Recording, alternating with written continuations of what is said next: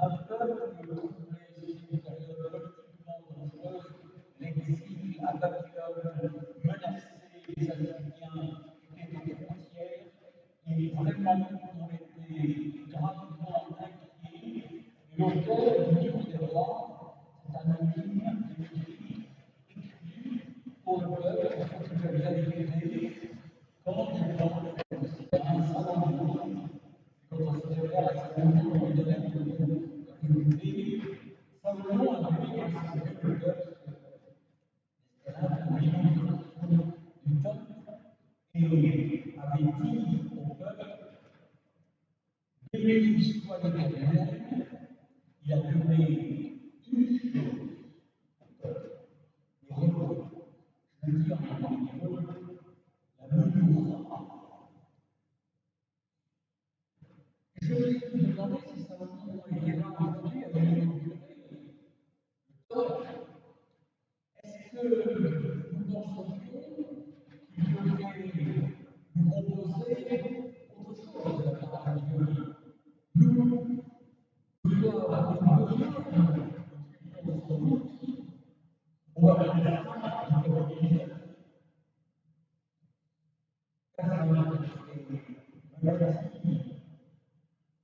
les applications qu'on fait, c'est particulièrement que nous vivons la famille,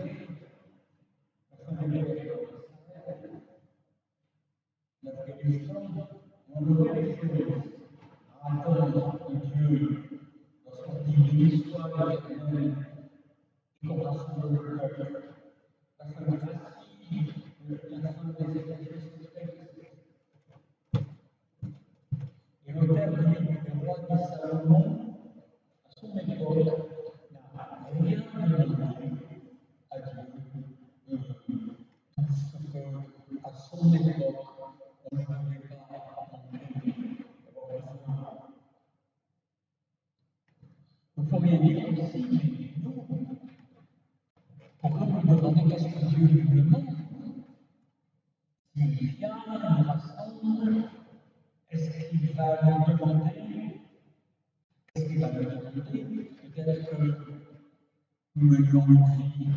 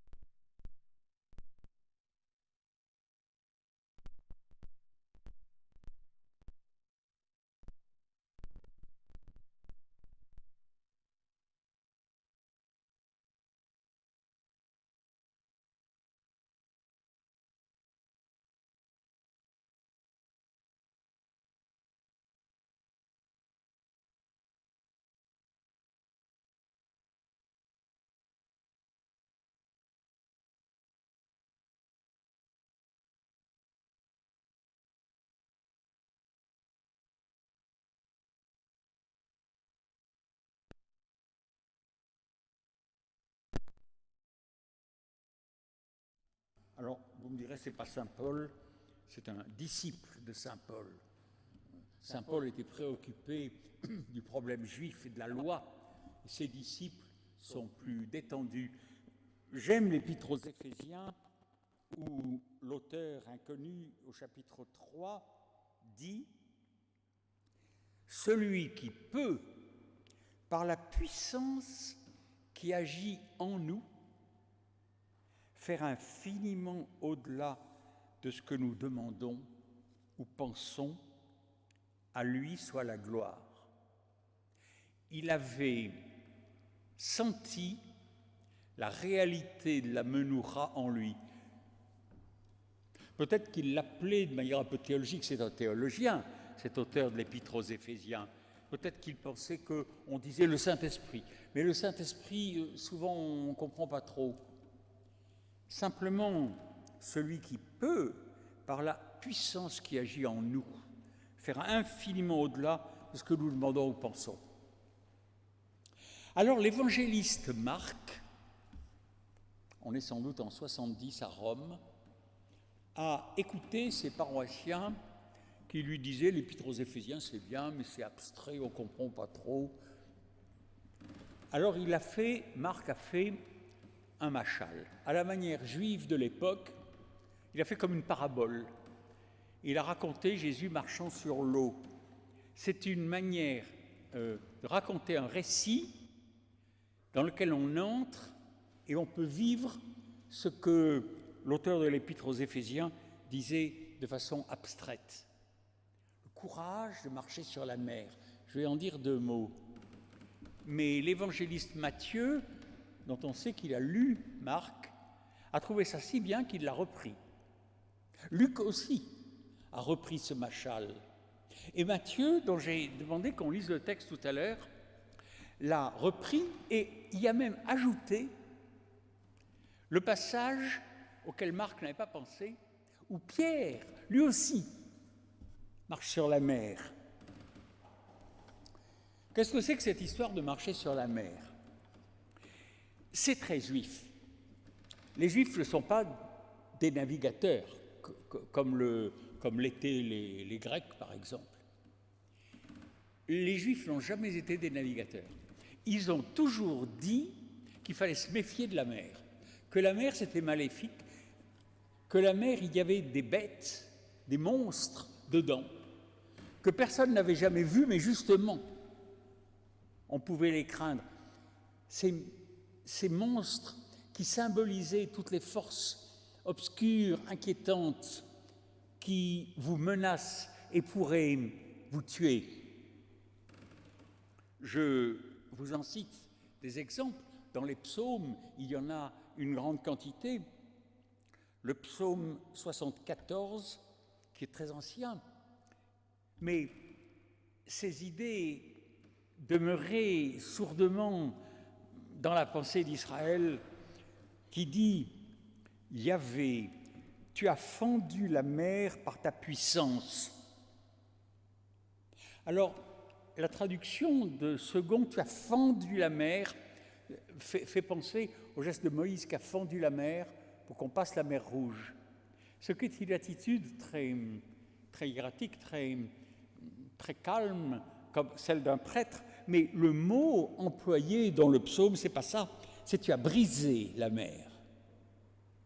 Peut-on briser la mer? Oui, parce que pour l'auteur, la mer elle-même est monstrueuse. Le mot employé, c'est Yam. Et Yam désigne la mer et désigne le dieu de la mer. Lorsque les Romains disaient Neptune ou les Grecs disaient Poséidon, le dieu de la mer, c'était des dieux plutôt sympathiques. Et le royaume de Poséidon était un royaume heureux.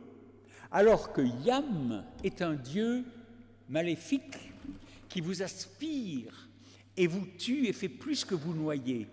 Il vous détruit. Et le psaume dit « Éternel, tu as brisé Yam par ta puissance, tu as brisé la tête des monstres qui sont dans les eaux et tu as écrasé la tête du Léviathan.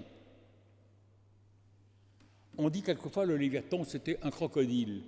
Mais le Léviathan c'est bien pire qu'un crocodile, parce qu'un crocodile vous pouvez vous en méfier, alors que le Léviathan, personne ne l'a jamais vu, mais on sait qu'il est là et qu'il vous menace. Pensez à ce psaume.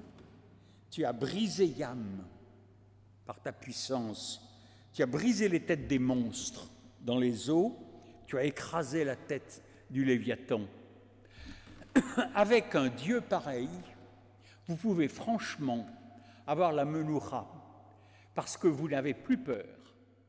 Et Jésus marche sur Yam. Psaume 89. Tu domptes l'orgueil de la mer. Tu domptes l'orgueil de Yam. Quand ces flots se soulèvent, tu les apaises. Voyez-vous, les flots de la mer sont beaucoup plus que les vagues que la télévision se plaît à nous montrer quand il y a les grandes marées d'équinoxe et qu'on va à Dieppe voir les vagues magnifiques. Les Juifs disaient ces vagues monstrueuses ont quelque chose de maléfique. Elles symbolisent ces puissances mauvaises qui nous menacent. Yahvé, tu domptes l'orgueil de Yam. Quand ces flots se soulèvent, tu les apaises. Tu as écrasé le monstre Rahab. Les notes de nos tops disent quelquefois Rahab, ça doit être l'Égypte. Parce que dès qu'on parle d'un monstre, c'est l'Égypte. Pas forcément. Rahab, c'était ces monstres inconnus qui sont là, en dessous, et qui symbolisent tout ce que nous redoutons. Et tu dispersas tes ennemis par la puissance de ton bras. Et des ennemis, il y en a. Je vous en cite un troisième. Le psaume 107. Dans leur détresse,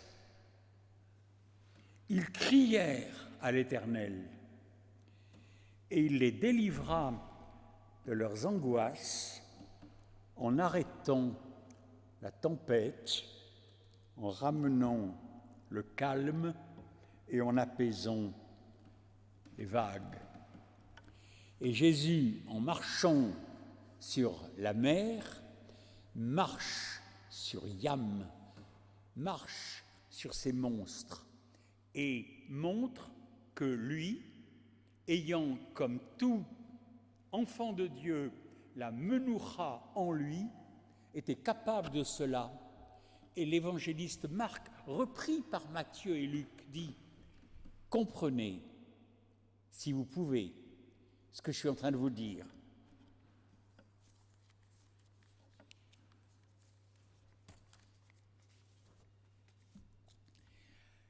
Alors Matthieu ajoute que Pierre aussi. Parce que vous pourriez dire, Jésus, lui, a la menoura, mais j'en suis loin. Ce n'est pas du tout ce que l'on peut dire.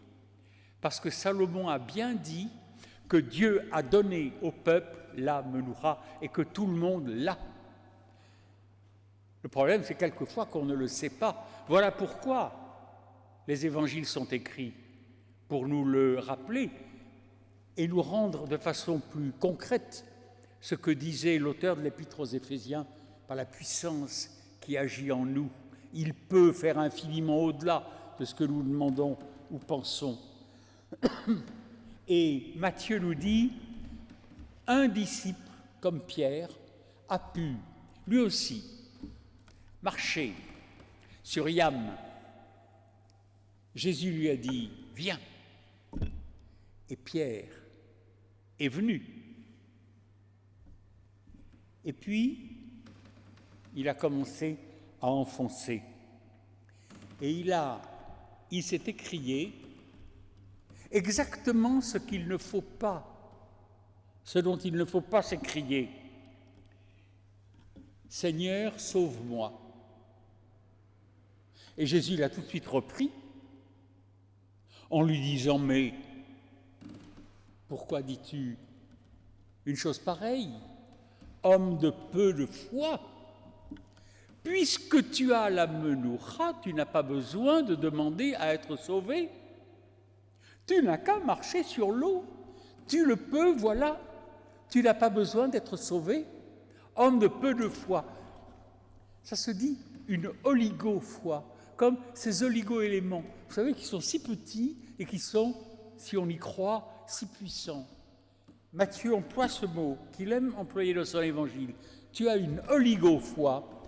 Quand tu dis « sauve-moi », c'est que tu as cru que tu avais besoin d'être sauvé, alors que tu n'en avais pas besoin, tu avais ce qu'il faut pour marcher sur Yam, par la puissance qui agit en nous, faire infiniment au-delà de ce que nous demandons ou pensons. Alors Matthieu dit, Pierre a saisi la main de Jésus. Ça, c'est exactement ce qu'il faut faire. C'est une belle image de ce qui convient.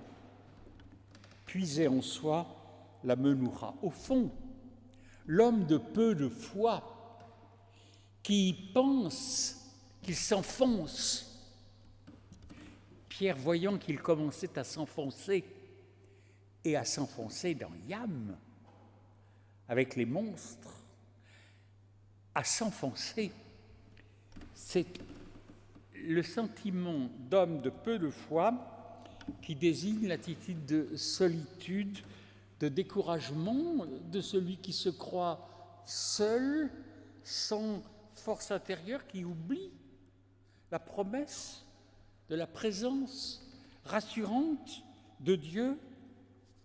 Au fond,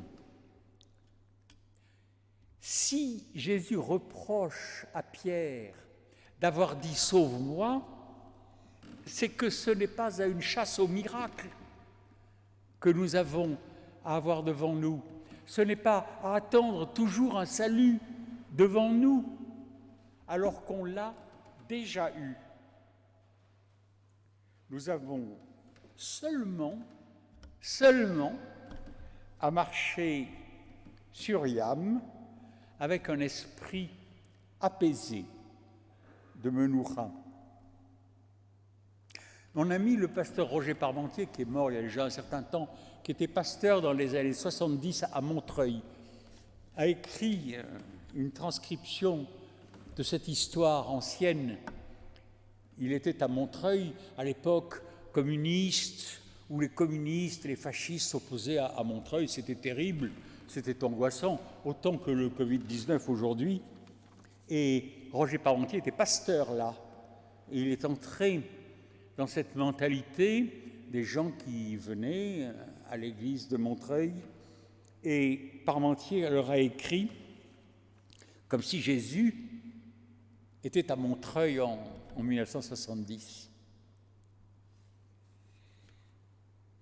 Jésus leur dit « Allons dans les beaux quartiers de l'Ouest, comme on les appelle, les banlieues résidentielles. » Il n'en pouvait plus de fatigue, et dans le métro, ses compagnons protègent son sommeil.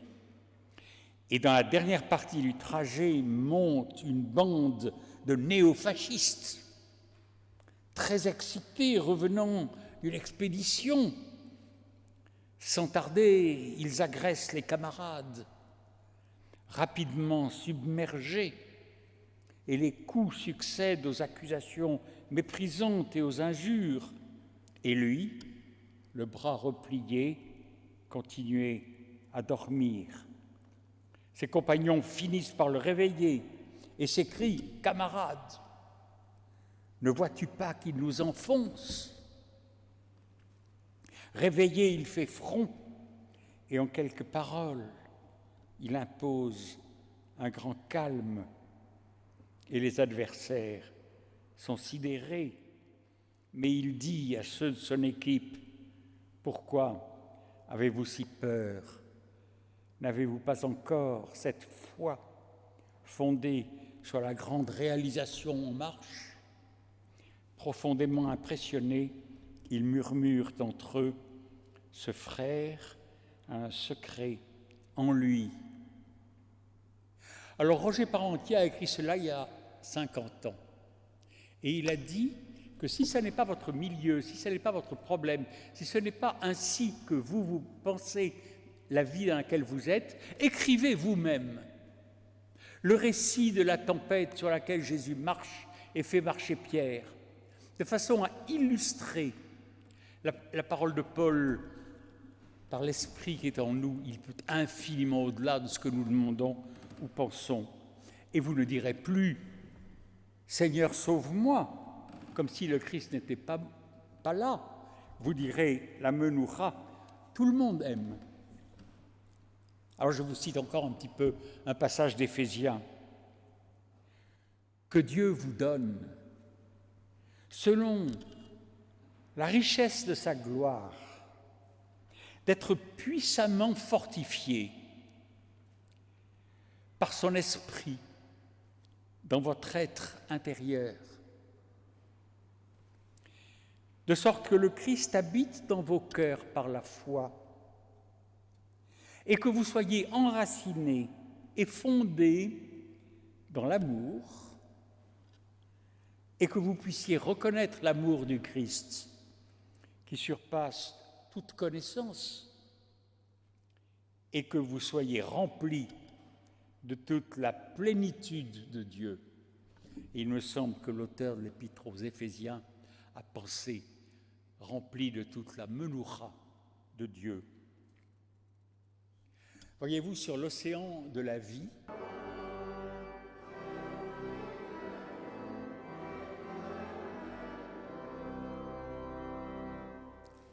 confessons la foi chrétienne.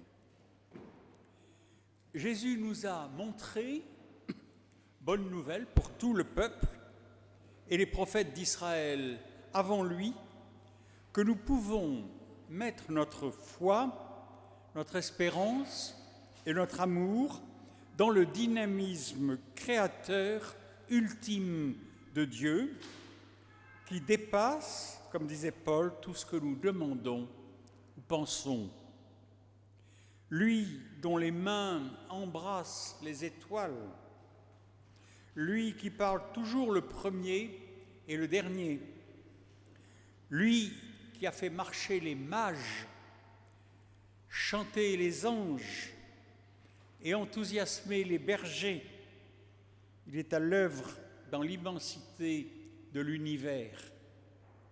Il œuvre depuis des millions et des milliards d'années à l'extraordinaire floraison de la vie sur notre planète et qui sait peut-être sur Mars aussi.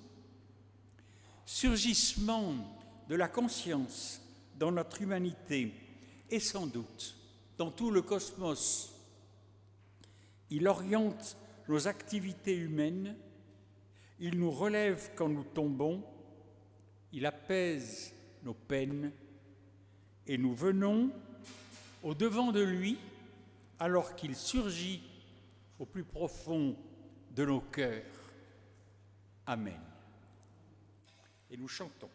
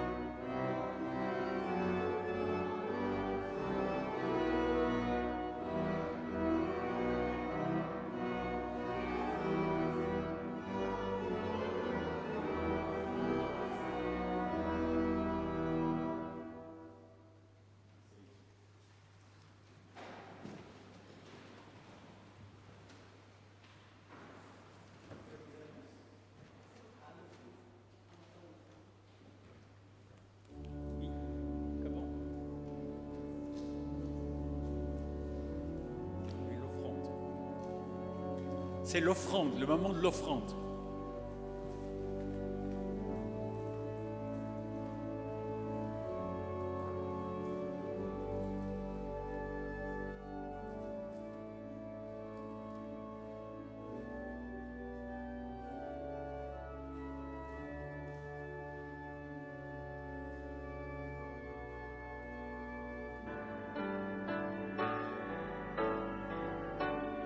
Pour cet immense bonheur, Alléluia,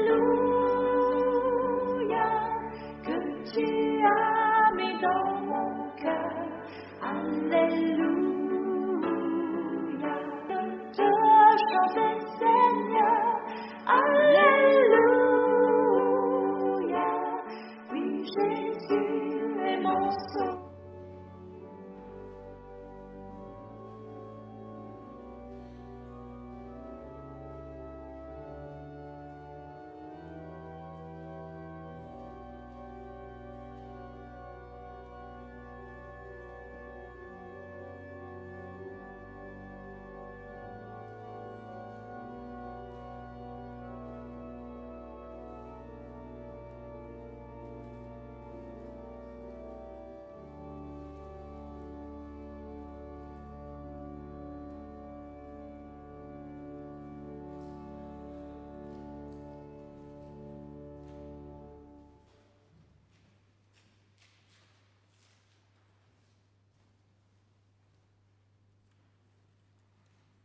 Un grand merci au pasteur Gilles Casterneau.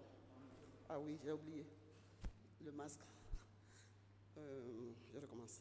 Un grand merci au pasteur Gilles Casterneau sur sa belle prédication sur la Ménoura. Le repos, c'était très bien. Merci beaucoup. Et merci à Brice Leclerc aussi pour l'accompagnement à l'orgue. En ce qui concerne les annonces, notre pasteur... les congés de notre pasteur, c'est du 21 février au 2 mars. Le 21 siècle de théologie, le 13 mars prochain, Dieu parle-t-il? C'est une grande question. Et il ne faut pas oublier, à noter dès maintenant, le culte du 28 mars, culte télévisé en direct sur France 2 à 10h. Est-ce qu'il y a d'autres annonces? Il y a d'autres choses?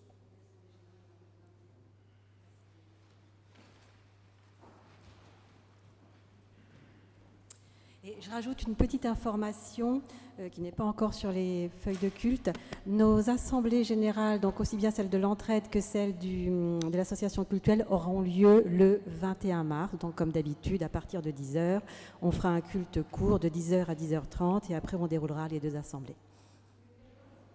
Comment? Le 21 mars, oui. La semaine avant le culte télévisé.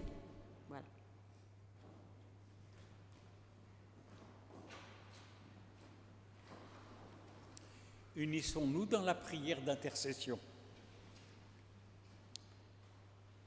Ô notre Dieu, parmi les hommes et les femmes qui nous entourent, certains ne croient plus en toi. D'autres ne croient plus qu'en eux-mêmes. Ils se lèvent, mangent, courent et travaillent sans autre but qu'eux-mêmes.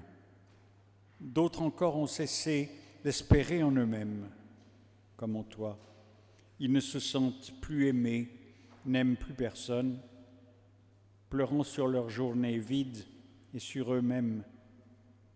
Et il y a les angoissés, les déprimés, les rancuniers, les égoïstes. De tous ces hommes et ces femmes, nous sommes aussi souvent, Seigneur.